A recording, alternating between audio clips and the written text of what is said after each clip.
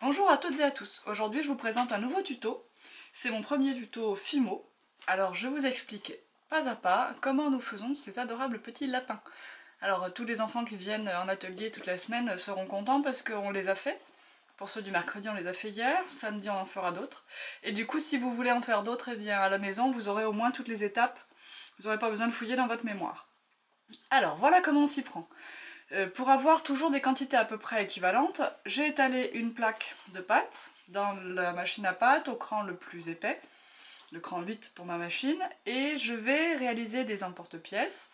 Je sais que pour le corps par exemple, j'ai besoin de 6 emporte-pièces ronds pour former une boule qui sera à la bonne taille pour faire le corps de mon lapin. Voilà. Je récupère mes 6 morceaux de pâte.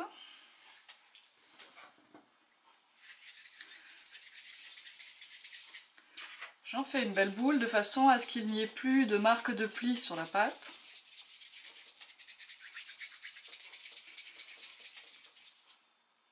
Voilà. Et avec ça, je vais former le corps du lapin. Alors j'ai besoin de quelque chose qui soit un peu en forme de goutte d'eau. Donc je fais comme un gros boudin qui aurait la base plus large que le haut. Voilà. Ça sera le corps du lapin. Pour faire ces pattes, celles du bas, j'ai besoin de 2 disques par patte.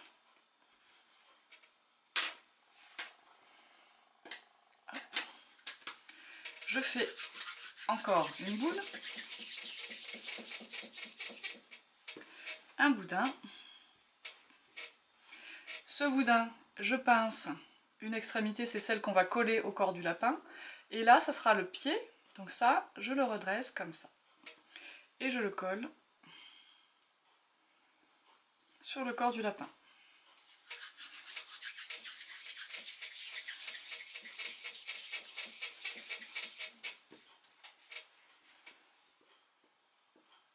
Je pince et je fais la patte et je colle.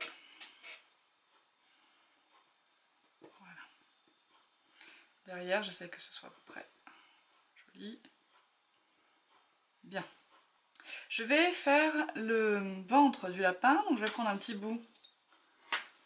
Alors je choisis ici de la pâte rose foncé. Et je vais l'étaler à la machine à pâte le plus finement possible. Alors pour passer dans la machine à pâte, il faut toujours que la pâte ait été quand même assez travaillée avant, parce que si elle est trop dure, elle va s'effriter à la machine. Donc je passe au cran numéro 2. C'est pas le plus fin, mais presque. Voilà. Et avec ce morceau de pâte rose, je vais faire le dessin qui va me permettre de couvrir le ventre du lapin. Alors ça fait une petite forme d'œuf en fait. Alors c'est ça que les enfants ont dû recommencer le plus hier. Ils ont eu du mal à avoir le compas dans l'œil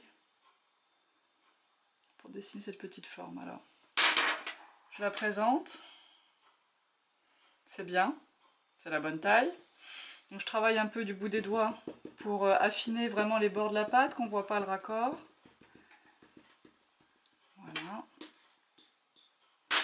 Et puis je vais la placer sur le lapin. Il faut vraiment que ça aille du cou au bas du ventre. Très bien. Alors avec ça, pendant qu'on est avec cette pâte étalée finement, j'ai pris un petit emporte-pièce rond. On le trouve dans les lots de mini emporte-pièces que je vends sur la boutique. On a besoin de 2 cercles par patte. Avec ça, qu'est-ce qu'on va faire? Avec le plus gros, on forme une petite boule.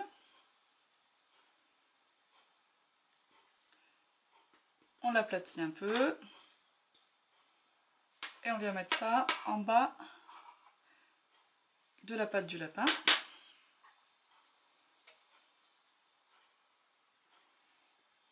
On aplatit un peu. Et on va mettre ça en bas de l'autre patte.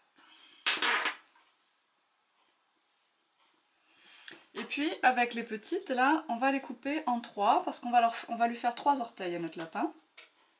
Donc on coupe en 3 parties à peu près égales.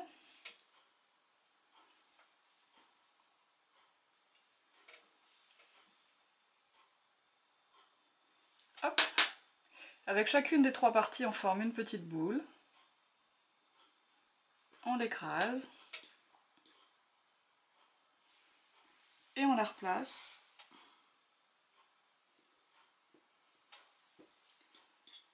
Pour former les orteils.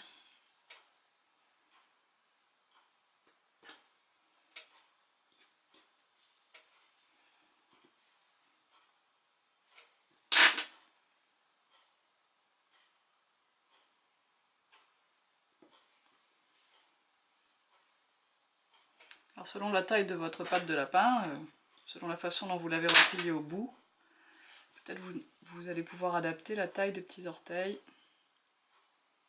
Voilà. Allez, je fais pareil de l'autre côté.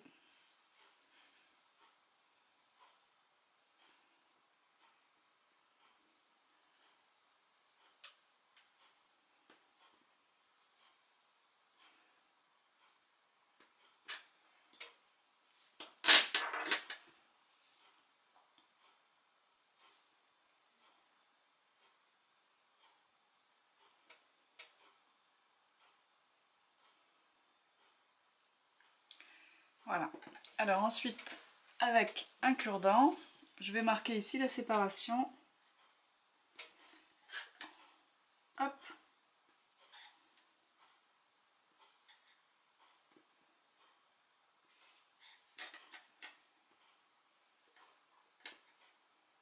Voilà. Alors on passe à la tête. Donc justement pour la tête j'ai besoin de ce cure-dent que je plante dans le corps du lapin. La tête, il me faut 3 cercles pour avoir la bonne quantité de pâte. Pour avoir un lapin plus petit, vous pouvez utiliser les mêmes nombres de cercles et par contre étaler votre pâte plus finement que la mienne. Ça vous fera forcément du coup des boules plus petites et donc un lapin plus petit. Allez, on amalgame bien.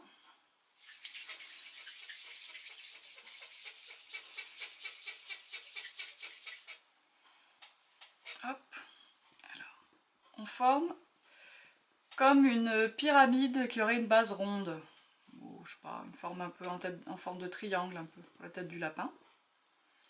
Voilà, une fois qu'on a ça, on le plante sur le pic. Hop.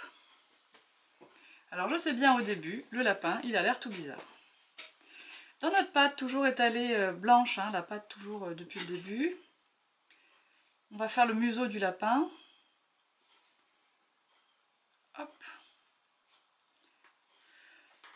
Donc on va former 2 petits cercles, et puis pour faire son nez, on va étaler du rose au cran le plus large de la machine à pâte.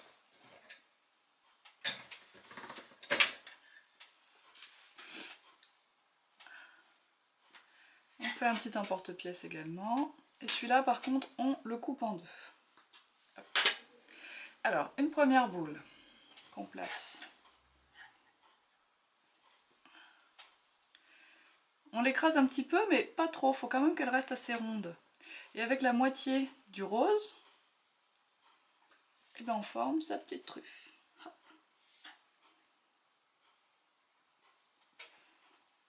Voilà, ça avance. Nous allons passer au bras. Alors, je vais réétaler ma pâte blanche, parce que là je n'ai plus de place pour faire des cercles.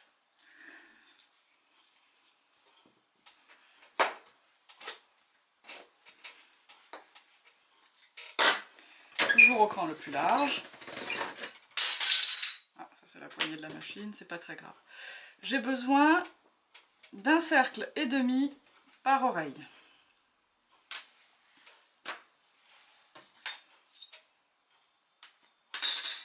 Hop. Et pour les, je dis oreilles, mais pour les bras de toute façon c'est la même quantité. Alors, comme j'avais pas vu des bras, on va commencer par les bras. Hop. Alors on fait des petits boudins un peu moins longs que tout à l'heure, c'est exactement le même procédé. Et on vient les coller là, sur le bord du lapin. Hop.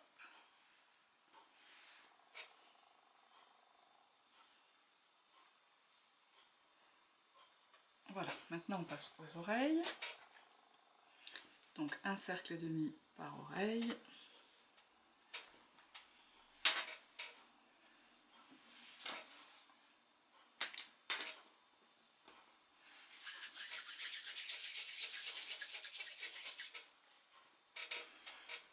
Un boudin. Un cure-dent que je place aux 3/4 du boudin. La pointe ici, il reste un petit quart. Et j'enfonce mon cure-dent dans l'oreille.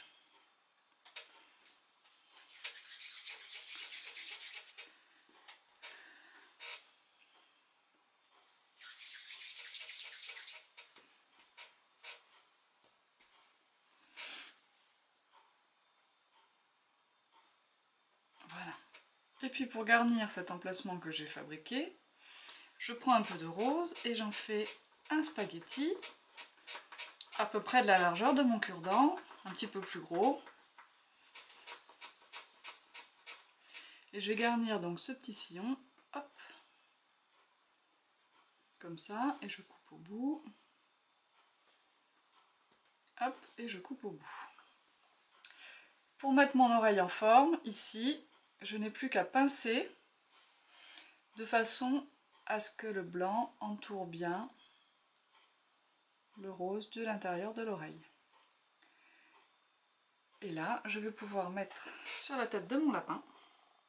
Alors, j'ai eu une petite surprise quand j'ai cuit les miens, c'est que les oreilles sont tombées pendant la cuisson. Alors là, on va essayer de les planter avec un bâton. Alors c'est pas grave, hein, elles sont tombées pendant la cuisson, je les ai recollées après avec la super glue. C'est pas grave du tout. On va essayer avec le bâton là si ça veut tenir un peu mieux. Et puis notre oreille de lapin, eh ben, on la fait à la forme qu'on veut. On la modèle sur place. Voilà pour ma première oreille.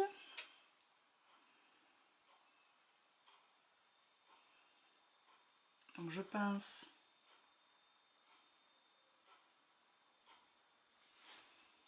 Je mets le cure-dent.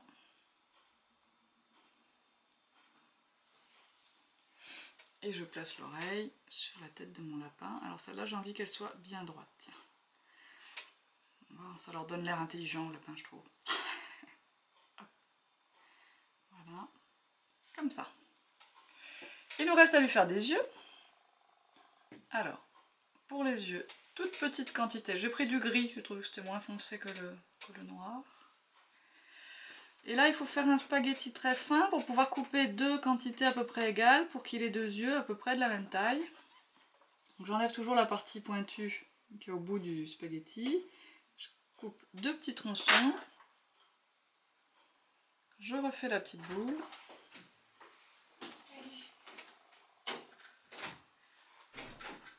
Hop.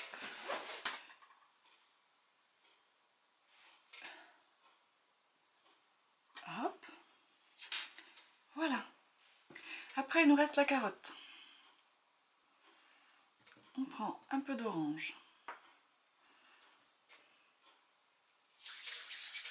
On forme une forme de carotte. Hop. On peut la faire plus ou moins grande selon qu'on a un lapin plus ou moins gourmand. On prend du verre. On va faire avec le verre un fin spaghetti.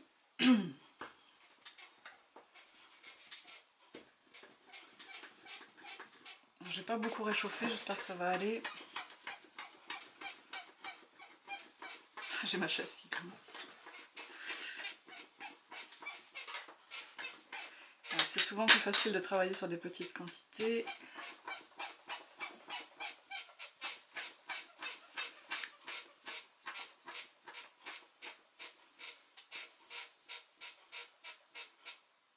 Hop. On va couper des petits tronçons, pas tous de la même longueur. Ça c'est un peu plus épais du coup. J'affine encore un peu. Voilà. Allez, puis là on va faire un petit bouquet. Alors, on peut le faire très gros, plus petit. Voilà.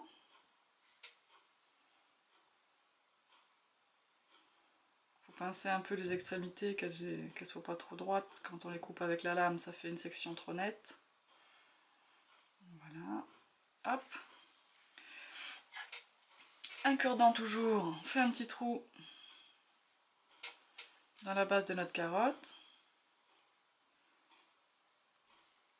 Et on met notre bouquet de fans. Voilà. On met ça dans les bras de notre lapin.